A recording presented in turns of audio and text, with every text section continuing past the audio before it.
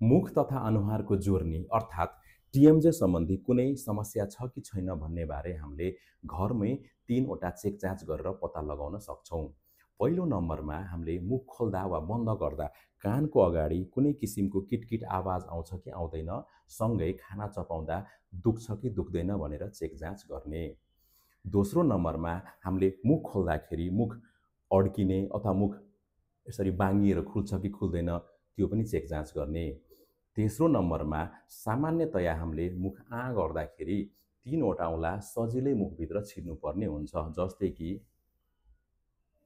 यदि मुखको खुलाइ कम भएको छ, खाना चपाउँदा, मुख खोल्दा कानको अगाडि किटकिट आवाज आउने, दुख्ने र मुख अड्किने, बाङ्गिएर खुल्ने जस्ता समस्याहरू भएको छ भने तपाईलाई मुख तथा अनुहारको जोर्नी अर्थात् टिएमजेको समस्या भएको हुन सक्छ।